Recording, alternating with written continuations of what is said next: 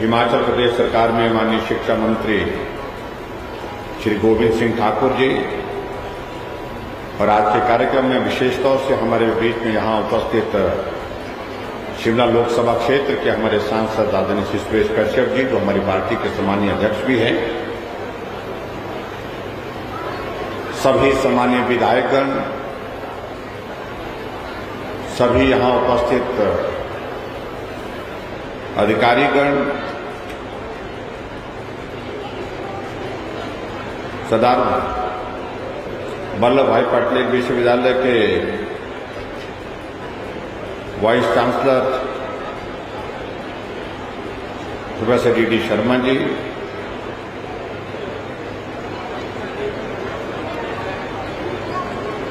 Principal secretary education, director education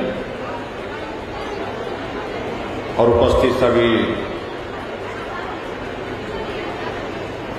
अन्य अधिकारीगण,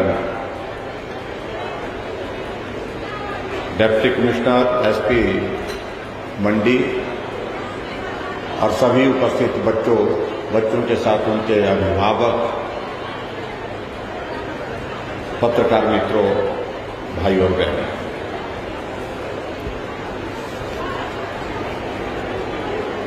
थोड़ा सेटल हो जाए, मुझे लगता है सारे। भारत माता की।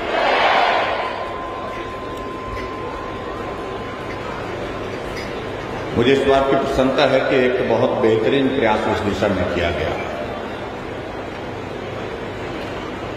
कि हमारे जितने भी बच्चे जिन्होंने पढ़ाई में बहुत बेहतरीन प्रदर्शन किया, उन बच्चों के साथ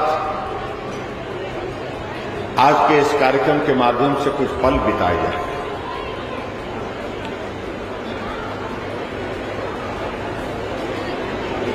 लंबे समय से इस बात को लेकर के हम प्रयास कर रहे थे, कोई बच्चों के साथ हमारा इंटरेक्शन हो, बच्चों के साथ हमारा मिलना। और आज मुझे इस बात की खुशी है कि एक अच्छी संख्या में, जहां हिमाचल प्रदेश में हम लगभग 20,000 के करीब लैपटॉप उन मेधावी बच्चों को दे रहे हैं जिन्होंने पढ़ाई में अच्छा परफॉर्म किया है, उनको मैं सबको अपनी ओर से बधाई भी देता हूं, आगे के लिए उनको शुभकामनाएं भी देता हूं। और शुभकामनाओं के साथ साथ में आज उन बच्चों के साथ यहां पर मिलकर के इस कार्यक्रम का वो हिस्सा बने, ये भी हमारे लिए एक बहुत बेहतरीन अवसर रहा है बच्चों के साथ इंटरेक्ट करने का। कोई लंबी भाषण की बात नहीं करेंगे। हिमाचल प्रदेश में शिक्षा के क्षेत्र में हमने प्रयत्न किया है हम बेहतर कर सकें, और मैं दावे के साथ कह सकता हूं कि भौगोलिक परिस्थितियां कठिन होने के बावजूद भी हिमाचल प्रदेश शिक्षा के क्षेत्र में बहुत सारे राज्यों की तुलना में आज की तारीख में भी बेहतरीन काम कर रहा है। और उसके लिए मैं खास तौर से शिक्षा क्षेत्र में जो काम करने वाले हमारे सभी अधिकारी, टीचर्स और उसके साथ साथ में वो बच्चे भी जिन्होंने अपने अपने इंस्टीट्यूशन के अंदर पढ़ करके, पढ़ाई करके बहुत बेहतरीन परफॉर्म किया और अपने पेरेंट्स का नाम ऊंचा किया है, उन सब बच्चों को भी मैं बहुत बहुत बधाई देता हूं, बहुत बहुत शुभकामनाएं देता हूं। अभी हम कोशिश कर रहे थे आज कि हम कुछ बच्चों के साथ, क्योंकि सबका संभव नहीं है कि हम एक जगह इस कार्यक्रम को कर सकें, इसलिए तय किया था कि वर्चुअल माध्यम से कुछ बच्चों को हम कनेक्ट करें, उनके साथ हम बात करें। लेकिन शायद मुझे लगता है कि कुछ टेक्निकल इश्यूज रहे, कुछ जगह बात हुई, कुछ जगह बात नहीं हो पाई। और स्वाभाविक रूप से इस प्रकार का इंटरेक्शन का कार्यक्रम पब्लिक प्लेटफॉर्म से ये पहली बार था बड़े स्केल पर, और जिसके कारण हम प्रयत्न कर रहे थे कि हिमाचल प्रदेश के ज्यादा से ज्यादा स्थानों, ज्यादा से ज्यादा जगह हम बच्चों के साथ इंटरेक्ट करके, टीचर के साथ भी इंटरेक्ट करके बात कर सके, सफल भी हुए, और कुछ कमी रही है तो उसको आने वाले समय में उसको सुधार करेंगे।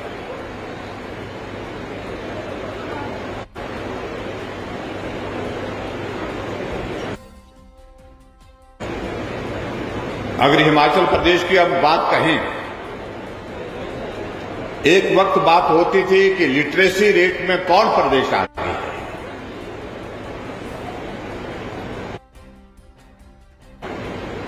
तो आमतौर पर एक बात आती थी, मुकाबला होता था हिमाचल केरल, केरल हिमाचल, हम आपस में आगे पीछे होते रहते थे,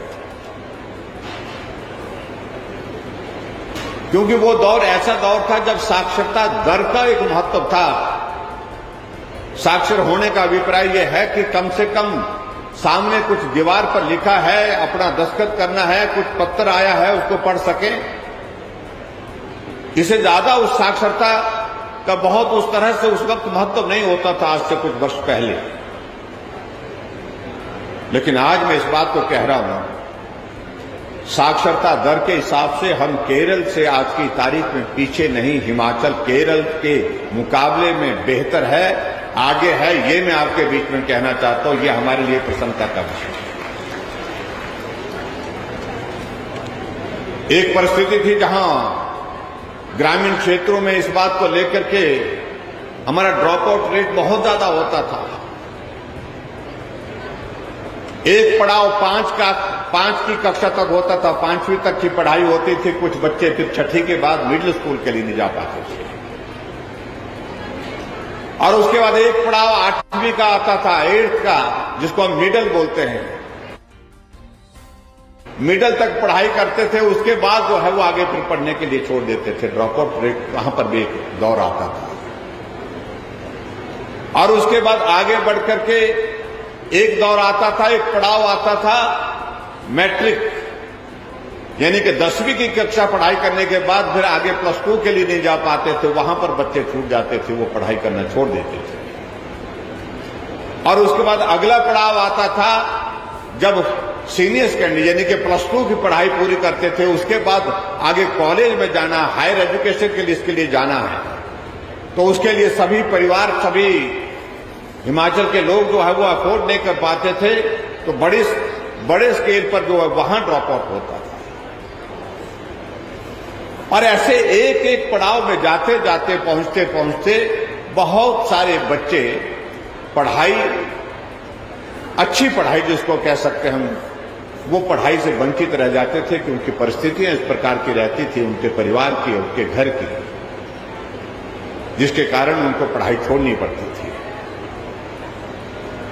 लेकिन आज मुझे इस बात को लेकर के प्रसन्नता है,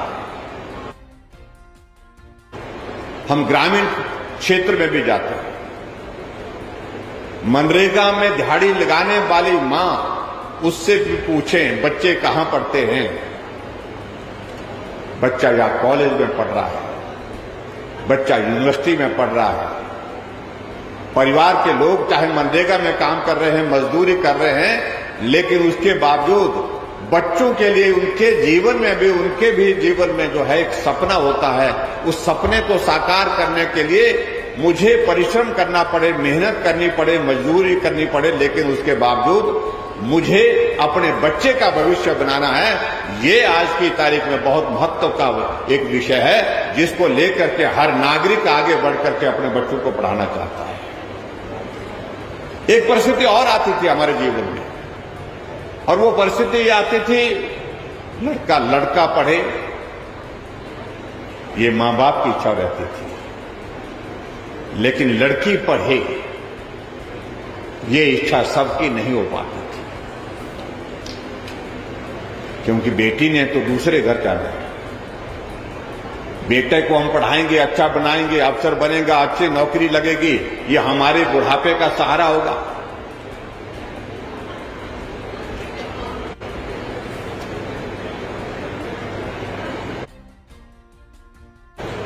और बेटी को पढ़ाने की इसलिए आवश्यकता नहीं क्योंकि बेटी हमारा घर छोड़ करके दूसरे के घर में चले जाएगी। इस भाव के साथ बेटी की पढ़ाई को बहुत गंभीरता से नहीं लेते थे, लेकिन वो दौर भी अब मुझे लगता है कि अब निकल गया।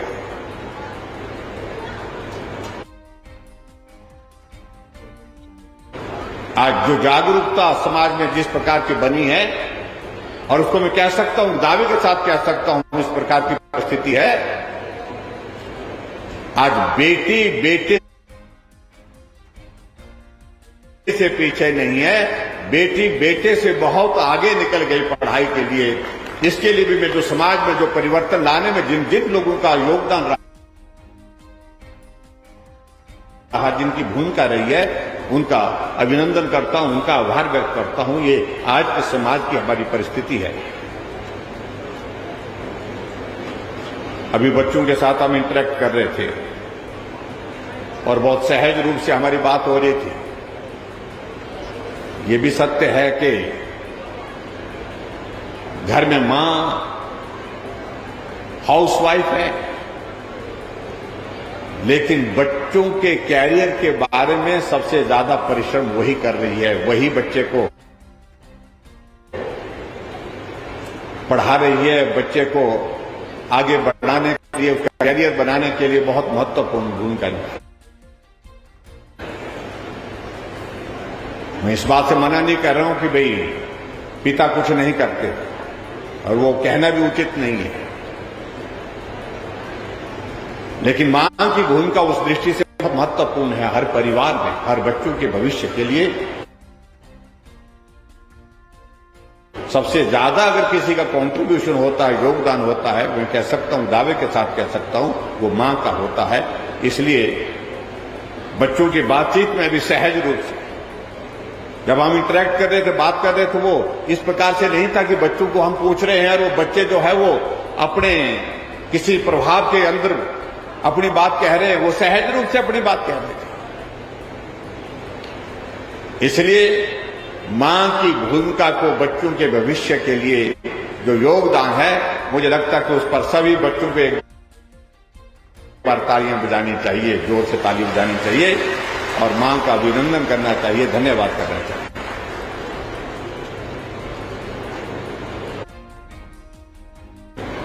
बच्चों, जैसे हमारे शिक्षा मंत्री जी ने कहा, आप हमारा भविष्य है इस प्रदेश का, इस देश का।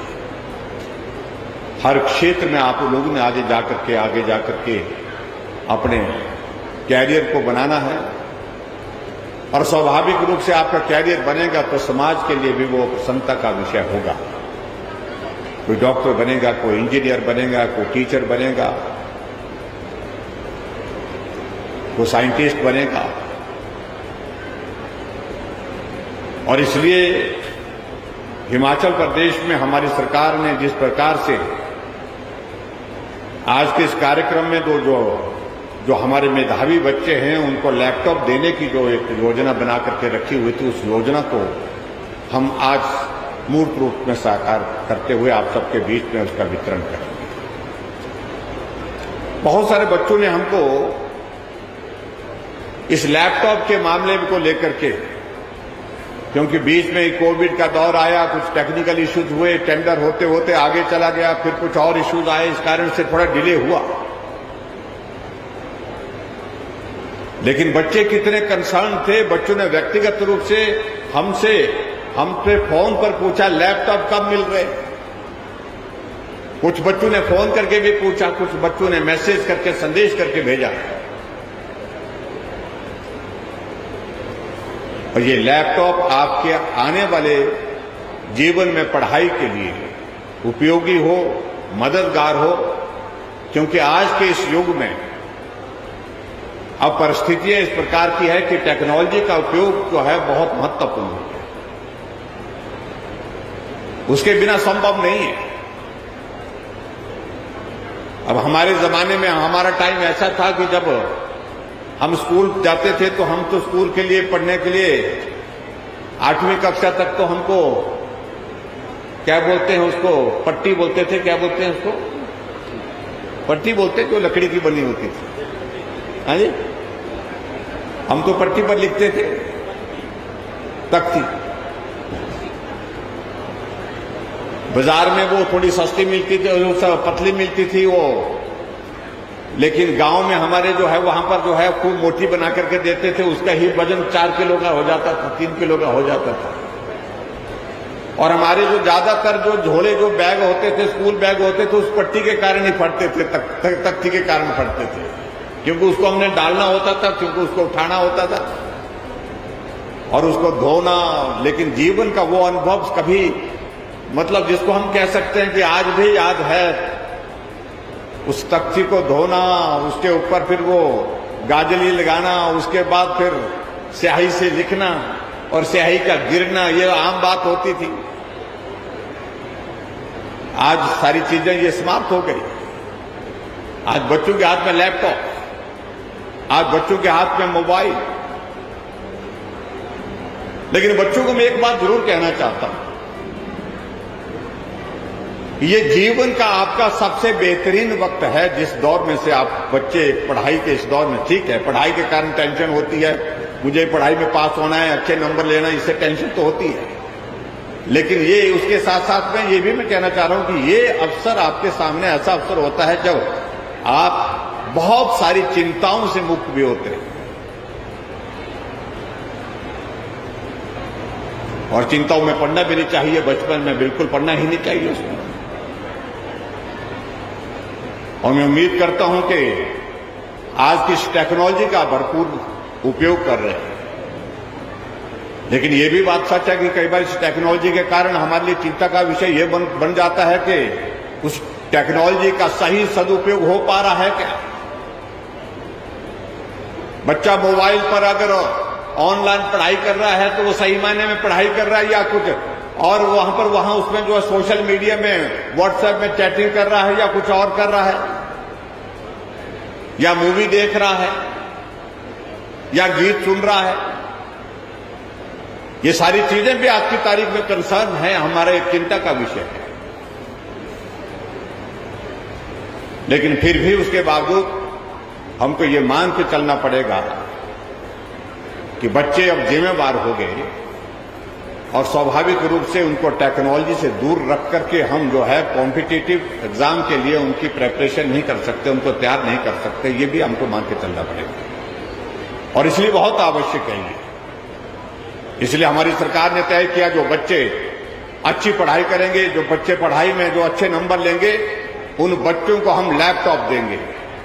और आप सबको लैपटॉप आज मिल रहे हैं, जिसके लिए मैं आप सबको बहुत बहुत बधाई। इसलिए हमारा उसमें कोई नहीं योगदान, हमारा योगदान तो देने का थोड़ा सा है, लेकिन सही मायने में अगर परिश्रम किया है और उसके लिए आप पात्र बने हैं तो ये श्रेय आपकी मेहनत को जाता है, आपके परिश्रम को जाता है। इसलिए बच्चों एक ताली आप अपने लिए बजाइए, क्योंकि आपने परिश्रम करके इसको हासिल किया। बहुत सारी योजनाओं के माध्यम से सरकार की ओर से प्रयत्न है कि हम ग्रामीण क्षेत्रों में उन बच्चों को पढ़ाई का अवसर दें, आगे बढ़ने का अवसर दें, जिनको साधन और सुविधा की कमी के कारण बहुत परेशानी का दौर में से गुजरना पड़ता है। और उस दृष्टि से चाहे वो मेधा योजना की बात करें, चाहे वो मेधावी छात्रों के लिए हमारी विभिन्न योजनाओं का हम जिक्र करें, चाहे हम और बहुत सारी चीजों का हम जिक्र करें, तो निश्चित रूप से उसमें हमको आपके बीच में ये बताते हुए प्रसन्नता है कि प्रयत्न हमारा ये है कि हिमाचल प्रदेश पहाड़ी राज्य होने के बावजूद, साधन सुविधा की कमी होने के बावजूद भी कुछ जगह, लेकिन फिर भी उसके बावजूद बच्चों की पढ़ाई के लिए हम बेहतर माहौल पैदा कर सके, बेहतरीन सुविधा दे सके, ये हमारी ओर से प्रयत्न है। और मुझे इस बात को लेकर के ये भी प्रसन्नता है कि एक्सपेंशन बहुत हो गया। अब हमको आने वाले समय में जो फोकस करने की ज्यादा जरूरत होगी, वो ज्यादा जरूरत रहेगी हमको क्वालिटी एजुकेशन पर हमको फोकस करना पड़ेगा।